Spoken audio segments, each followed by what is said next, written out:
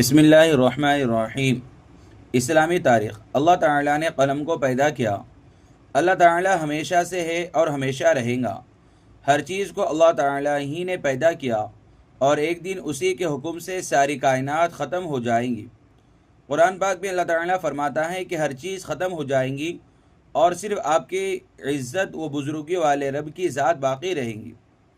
حضرت عبادہ بن صامت رضی اللہ تعالیٰ عنہ بیان کرتے ہیں کہ رسول اللہ صلی اللہ علیہ وسلم نے فرمایا، اس دنیا کی تمام چیزوں میں سب سے پہلے اللہ تعالیٰ نے قلم کو پیدا فرمایا اور اسے لکھنے کا حکم دیا، تو اس نے عرض کیا، اے میرے رب، میں کیا لکھوں؟ اللہ تعالیٰ نے اسے قیامت تک کی پوری کائنات کی تقدیر لکھنے کا حکم دیا۔ پھر اس نے اس وقت سے قیامت تک ہونے والی تمام چیزوں کو لکھ دیا۔ ایک دوسری حدیث میں رسول اللہ صلی اللہ علیہ وسلم نے فرمایا، اللہ تعالیٰ نے مخلوق کی تقدیر کو زمین و آسمان کی پیدائش سے 50,000 سال پہلے لکھا ہے۔ اس وقت سے قیامت تک دنیا میں جو کچھ ہوتا ہے یا ہوگا، قلم ان چیزوں کو بحکم خداوندی پہلے ہی لکھ چکا ہے۔ اللہ کی قدرت۔ آسمان۔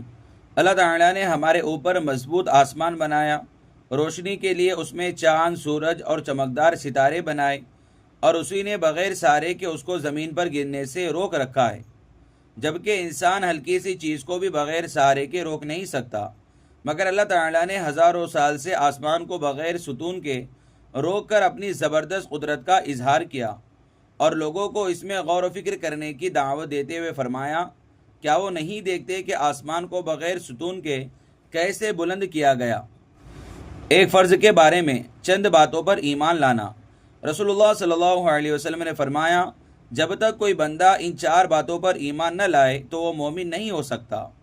نمبر 1، اس بات کی گواہی دے کہ اللہ کے علاوہ کوئی عبادت کے لائق نہیں۔ نمبر 2، اس کی بھی گواہی دے کہ میں اللہ کا رسول ہوں، اس نے مجھے حق کے ساتھ بھیجا ہے۔ نمبر 3، مرنے اور پھر دوبارہ زندہ ہونے کا یقین رکھے۔ نمبر 4، تقدیر پر ایمان لائے۔ ایک سنت کے بارے میں سنت پر عمل کرنا۔ رسول اللہ صلی اللہ علیہ وسلم نے فرمایا، جس نے میری سنت سے محبت کی، یعنی اس پر عمل کیا، تو اس نے مجھ سے محبت کی، اور جس نے مجھ سے محبت کی وہ جنت میں میرے ساتھ ہوں گا۔ ایک اہم عمل کی فضیلت۔ صبح کے وقت دعا پڑھنا۔ رسول اللہ صلی اللہ علیہ وسلم نے فرمایا، جو شخص صبح کے وقت یہ پڑھے گا، شام تک وہ شیطان سے محفوظ رہے گا۔ اعوذ باللہ السمیع العلیم من الشیطان الرجیم۔ ترجمہ، میں شیطان رجیم سے اللہ کی پناہ چاہتا ہوں، جو سننے والا اور جاننے والا ہے۔ ایک گناہ کے بارے میں پڑوسی کو ستانا۔ رسول اللہ صلی اللہ علیہ وسلم نے فرمایا، وہ آدمی جنت میں داخل نہ ہو سکے گا جس کے ظلم و ستم سے اس کے پڑوسی محفوظ نہ ہو۔ دنیا کے بارے میں حلال اور حرام کو سمجھو۔ رسول اللہ صلی اللہ علیہ وسلم نے فرمایا، عنقریب ایک زمانہ ایسا آنے والا ہے جس میں آدمی کو یہ بھی پرواہ نہ رہیں گی کہ مال حرام ہے یا حلال۔ آخرت کے بارے میں قیامت میں مجرموں کی حالت۔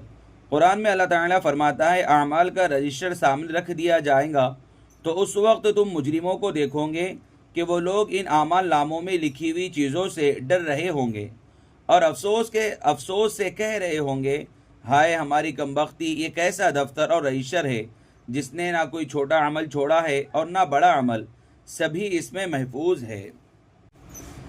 طب نبوی سے علاج تقدیر کے خلاف نہیں۔